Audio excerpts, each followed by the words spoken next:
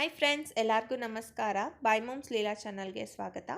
ಇವತ್ತಿನ ಈ ವಿಡಿಯೋದಲ್ಲಿ ಶೀತ ಮತ್ತು ಕೆಮ್ಮಿಗೆ ಮನೇಲೇ ಸಿಗೋ ಪದಾರ್ಥನ ಯೂಸ್ ಮಾಡಿಕೊಂಡು ಕಷಾಯ ಮಾಡೋದು ಹೇಗೆ ಅನ್ನೋದನ್ನ ತೋರಿಸ್ತಾ ಇದ್ದೀನಿ. ಇದು ಇಂಗ್ಲೀಷ್ ಮೆಡಿಸಿನ್ಸ್ಗಿಂತ ತುಂಬಾ ಒಳ್ಳೆಯದು. ಬನ್ನಿ ಇದನ್ನು ಹೇಗೆ ಮಾಡೋದು ಅಂತ ತೋರಿಸ್ತೀನಿ.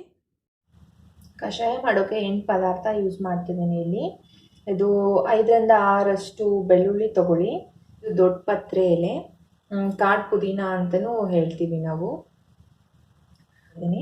ಇದು ತುಳಸಿ ಎಲೆ, ಇದು 5ರಿಂದ 6 ತೊಗೊಂಡಿದ್ದೀನಿ. ಇದು 1 ಟೇಬಲ್ ಸ್ಪೂನಷ್ಟು ಜೀರಿಗೆ ತೊಗೊಂಡಿದ್ದೀನಿ. 1 ಟೇಬಲ್ ಸ್ಪೂನಷ್ಟು ಮೆಣಸು ತೊಗೊಂಡಿದ್ದೀನಿ.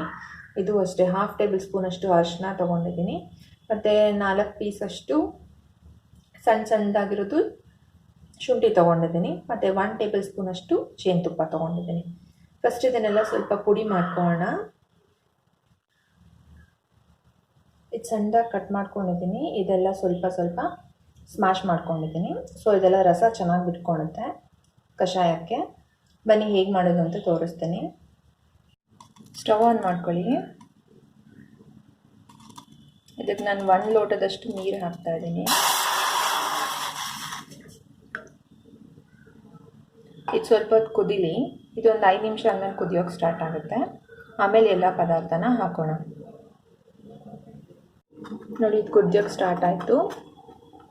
ಇದಕ್ಕೆ ಕಟ್ ಮಾಡ್ಕೊಂಡಿರೋ ದೊಡ್ಡ ಪತ್ರೆ ಎಲೆ ಹಾಕ್ತಾ ಇದ್ದೀನಿ. ಇದೆಲ್ಲ ಚೆನ್ನಾಗಿ ಕುದೀಲಿ. ಒಂದು 10 ಮಿನಿಟ್ಸ್ ಅಷ್ಟು ಕುದಿಸಿ.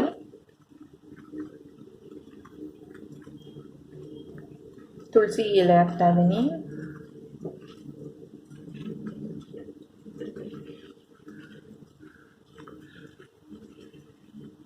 ಸೊ ಬೆಳ್ಳುಳ್ಳಿ, ಶುಂಠಿ,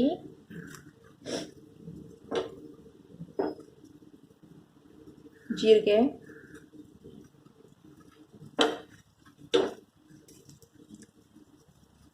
ಮೆಣಸು,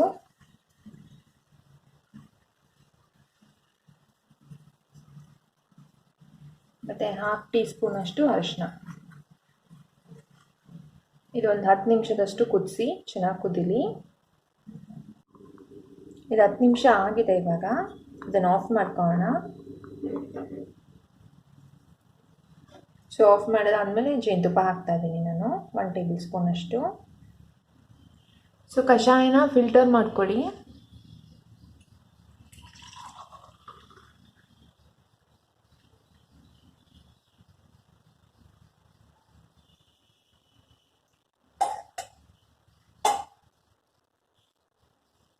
ನೋಡಿ, ಈ ರೀತಿ ಇರುತ್ತೆ. ಇದನ್ನು ಸ್ವಲ್ಪ ಬೆಚ್ಚಗಿದ್ದಾಗಲೇ ಕುಡೀರಿ. ತುಂಬ ಬಿಸಿ ಕುಡಿಬೇಕಂತ ಏನಿಲ್ಲ. ಸೊ ಹಾಲಲ್ಲಿ ಮಿಕ್ಸ್ ಮಾಡ್ಕೊಂಡಾದರೂ ಕುಡಿಸ್ಬೋದು ಮಕ್ಕಳಿಗೆ. ಇಲ್ಲ ಅನ್ನದ ಜೊತೆ ತಿನ್ನಿಸ್ಬೇಕಾದ್ರೆ ಹಾಗೆ ತಿನ್ನಿಸ್ಬೋದು. ಇಲ್ಲ 1 ಸ್ಪೂನ್ ಹಾಗೆ ಡೈರೆಕ್ಟಾಗಿ ಕುಡಿಸ್ಬೋದು. ದೊಡ್ಡವ್ರು ಸಹ ಇದನ್ನು ಹಾಗೆ ಕುಡಿಬೋದು. ಜೇನುತುಪ್ಪ ಹಾಕಿರೋದ್ರಿಂದ ಅಷ್ಟೊಂದು ಕಹಿ ಇರಲ್ಲ. ತುಂಬಾ ಎಫೆಕ್ಟಿವ್ ಇದು. ಒಂದೇ ದಿನದಲ್ಲಿ ಶೀತ ಮತ್ತು ಕೆಮ್ಮು ಕಡಿಮೆ ಆಗುತ್ತೆ. ಒಂದ್ಸತಿ ಟ್ರೈ ಮಾಡಿ ನೋಡಿ. ಸೊ ನಾನು ವಿಡಿಯೋ ವಾಚ್ ಮಾಡಿದ್ದಕ್ಕೆ ತುಂಬ ಥ್ಯಾಂಕ್ಸ್. ಇಷ್ಟ ಆಗಿದ್ದಲ್ಲಿ ಲೈಕ್ ಮಾಡಿ, ಕಮೆಂಟ್ ಮಾಡಿ, ಸಬ್ಸ್ಕ್ರೈಬ್ ಆಗೋದನ್ನ ಮರಿಬೇಡಿ. Thank you.